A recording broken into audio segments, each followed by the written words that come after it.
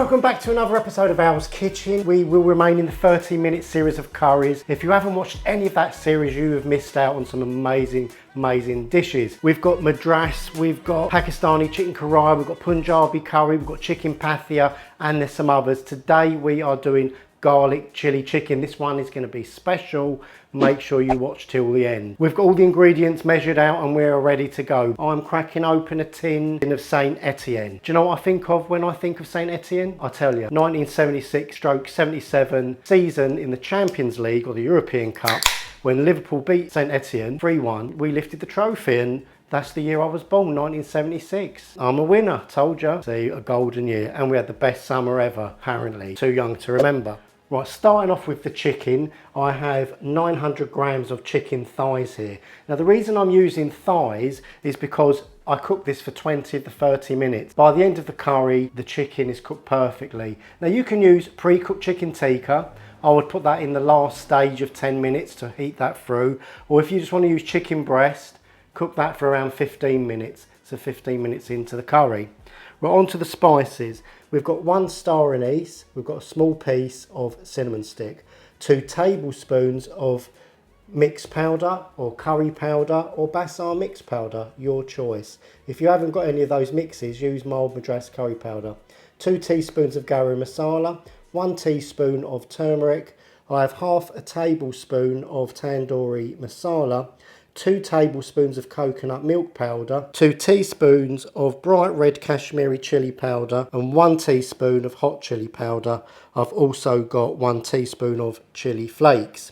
Now for the garlic, we are going to be using 4 tablespoons of either minced garlic or garlic paste. So that's 4 tablespoons of garlic paste. I've used the frozen kind here. Please don't use the jars or the pastes in tubes, as they have preservatives which are vinegary in taste, and they will give your curry a sharp vinegary flavour. Fresh or frozen is what I would recommend going for. Over to the chilies here. I've got 12 Kenyan finger chilies. I've just smashed these with the knife, just boom, just like that, and we're going to roast these off before we start cooking. And here I have 6 tablespoons of tomato puree. I've mixed it with a little water, only so it's easy to pour. Don't get too fixed up about how much water to add to this. It's just so you can pour it into the curry. Right, so with the base, I've used 450 grams of white onions. And what I've done as part of the prep, I've boiled them for 10 minutes. And once they were boiled, I siphoned off 500 ml of the onion water. And I have then blended the onions into an onion kind of paste. This is going to become part of the gravy, and this is the secret to making these 30-minute curries quickly. I'll be using 150 ml of oil. I'll be using probably about a tablespoon of butter ghee. If you haven't got the butter ghee, it doesn't really matter, you can use oil, and that's what I'm just going to be frying my fresh garlic cloves off with, of which I have 8 sliced garlic cloves. Now, as this is a garlic chili chicken, you can really go to town with the garlic. I mean, if you wanted to roast some garlic in your oven, if you wanted to chop more cloves of garlic and add them, it's a garlic chili chicken. So you can really go to town and keep the vampires away. If you don't want to kiss your girlfriend, eat lots of garlic, she won't go near you. I've also got a large handful of coriander, which I'm going to use in the curry and also to garnish. So let's start with the cook.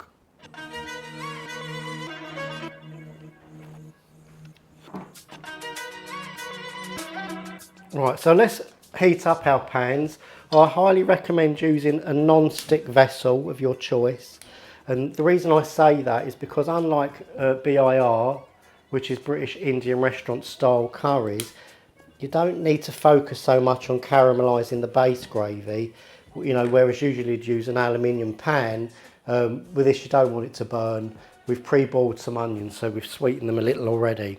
So get our pan a little bit hot, and first thing we're going to do is roast off those chilies, and then we're going to prepare the garlic. So that's getting nice and warm, so put the chilies in dry, no oil, char them a little, and that's going to create a nice smoky flavour in these chilies. not too long, maybe just a minute or two. And I got this tip from Rick Crampton, who's got his own channel, and he's going to be posting lots of content, and I'll be posting his link in the description box below so you can enjoy his content too. He was a curry chef, worked in restaurants, he does British Indian restaurant style and other types. Go check him out. So just move that around the pan. I can already smell there's like a nice charring going on there. The little subtle things like this that you do to a curry that can make all the difference.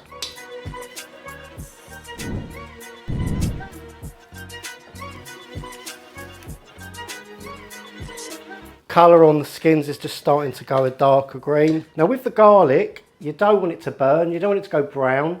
If it does go brown, you're going to get a bitter taste going through your curry. We just want it to be just slightly nicely translucent, so they look like roasted almonds a little, you know.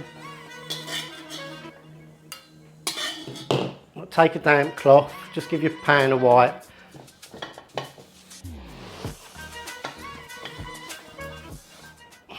Otherwise it can just go black. So roughly a tablespoon of ghee. Like I said, you can use a little oil.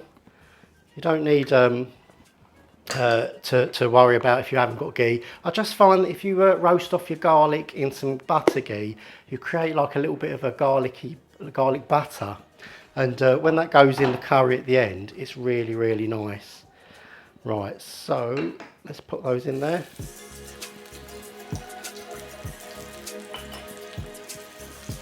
Again, not long at all, probably about a minute. All right, keep that moving. I love garlic, I tell you. I love garlic king prawns. Have you ever had them in those terracotta vessels?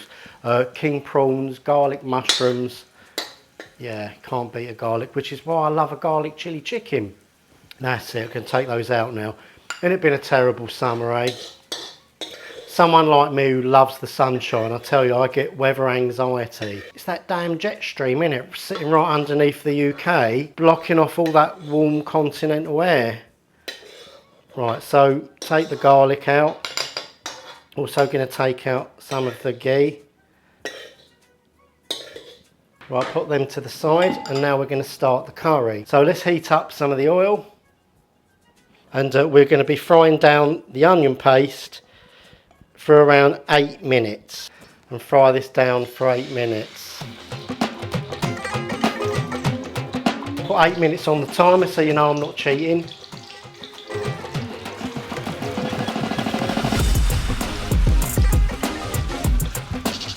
Right, so I'm going to get on cooking this and I'll be back in 8 minutes. Not worth hanging around, just boring to watch. So I'll cook this down and I'll get straight back to you. So that's the first 8 minutes completed. So we've got another 2.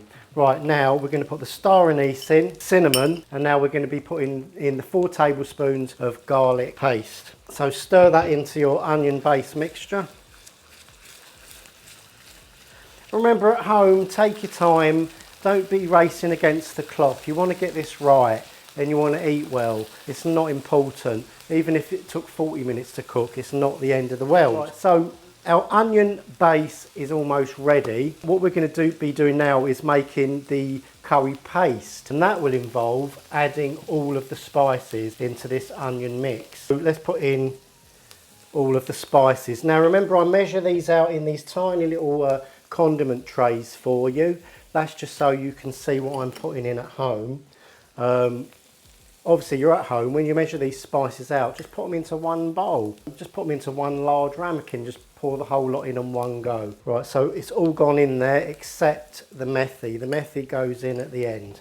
Right, so now we're going to create this lovely curry paste. I mean, usually with traditional curries, you would fry the spices out to bloom them. But we're changing that up for these 30-minute ones because, well, it's a different kind of curry. But it's the end result that matters. So remember, we've got the oil in there, the garlic, the onions. Now the spices are in there. Now because there's oil in there, the spices will bloom to a certain extent. So give that a little mix. That's absorbing all the heat from the pan. Oh, look at that little unblended onion. How did that escape from the blade of my brawn? That's it. So we're frying that paste out a little. Next, we're going to be putting in 6 tablespoons of tomato paste. And that's basically going to complete the paste.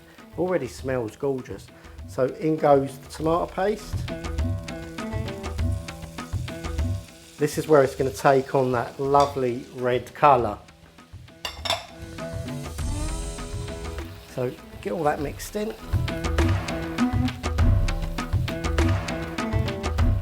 That is absolutely gorgeous already. It's funny, because we've used quite a high amount of garlic paste, I can really smell the garlic already. That's lovely and nicely mixed through. Right, next step, add the chicken thighs. Like I say, there's 20 minutes left of cooking time, and 20 minutes is about the perfect time to cook these thighs. Breast would cook a little quicker, so if you want to use breast, I would cook this for 5 minutes, and 5 minutes in, then add your chicken breast. If you're using pre-cooked chicken tikka, well, it's pre-cooked, so just enough time to heat that through. So just cover all of the chicken with the paste. See the way, because it's non-stick, it's just all sliding around the pan and nothing is sticking and burning. That's exactly what you want. Now, that's perfect. We're going to add the onion water.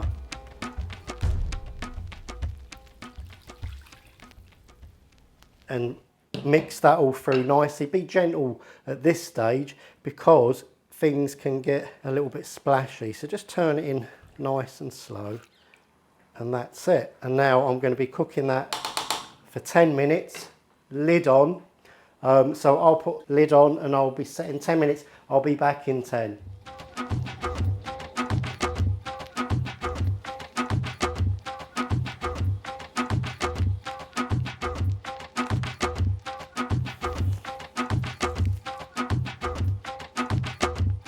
So that's the second set of 10 minutes.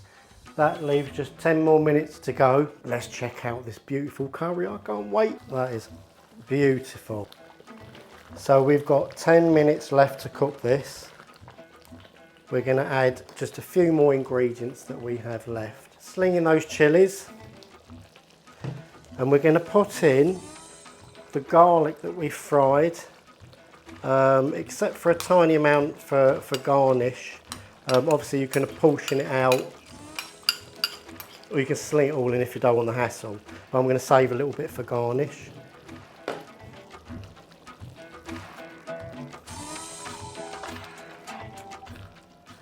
That's it, and we're going to cook that down for the last 10 minutes. I really like cooking these curries, you know, I'm not even lying. They're just so nice and they're so easy, and the way they're broken down into 3 sets of 10, you know, once you've got your prep done and you're ready to go, it's so satisfying. If you're doing it with a beer, you'll probably end up with a much better curry. I'm a much nicer person when I've had a drink. If you want to be my friend, ask me to be your friend when I've had a drink. If you want a curry, ask me when I've had a beer. If you want to lend some money, don't ask me, I'm broke. So the last 10 minutes we've got to go, and I'll be ready to plate up and enjoy this for my dinner. That is amazing. So I'm going to get it to 8 minutes down, and then I'm going to put in the kasuri methi, all of the coriander. So I'll see you back in about 8 minutes. Right, so we've literally got less than a minute. I'm going to be sprinkling in the kasuri methi. And did you notice I didn't mention salt? And that's because I want you to add salt to taste, because salt can kill a curry. So I'm going to start off with half a teaspoon from a measuring spoon, so half a teaspoon. This is what I call the Perfecto Zone, when you really want to get that curry tasting how you want it and making any final adjustments. So the kasuri methi's gone in, most of the moisture has evaporated. The consistency of the curry is absolutely on point, so give that a stir through. I'm going to do a little taste, but I'm not going to tell you what I think just yet. Make those minor adjustments if needed, maybe not.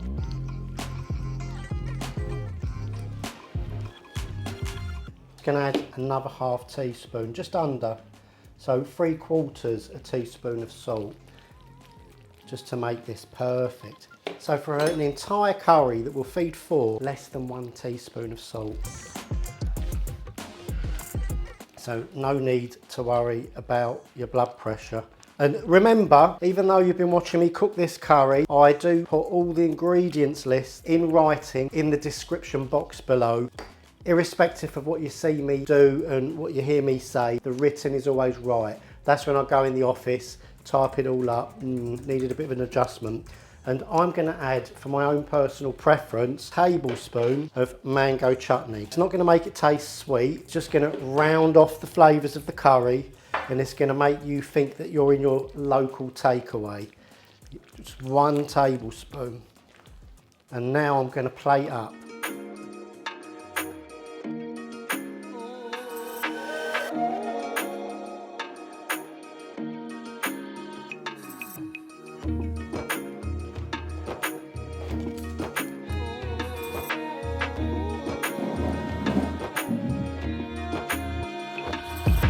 Make sure all the cameras are recording. Let's take a little picture, eh? That's absolutely beautiful. Cheers everyone. Thanks for joining in on the show. Hope you've cooked this at home with me. Now is the best part of the show, when you actually get to taste the efforts and works of your labour. Oh God, I can't wait. I'm going to take a little bit of that. Should I have a chilli with that? Oh, a nice bit of chicken. Oh my God. That is absolutely spot on, spot on, spot on. Absolutely delicious. Oh my God. I can really taste the smokiness of those whole chilies going through that gravy. I tell you, you've got to put the mango chutney in. It's just giving it a nice balance against the salt. Those roasted garlic flavours are coming. In actual fact, I'd add more garlic. Anyway, I've got to make me rice now because I'm home alone. I've got to clear all this mess up before I can enjoy my downtime. Thank you for watching the show. Subscribe if you're new. Click the notification bell. That lets you know when I release a new video. I know what my next 2 are, and they're very special, so you're not going to want to miss them. Some great curries coming up. I'm out, and I'm out of here.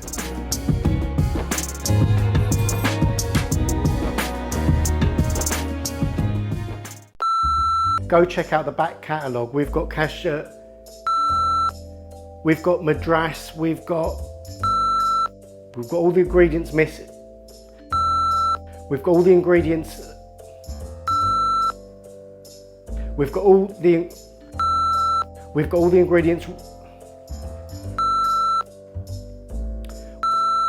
Oh, and apparently we also won the Eurovision Song Contest in 1976 with Save All Your Kisses for Me, Brotherhood of Man. See, a golden year. And we had the best summer ever, apparently. Too young to remember.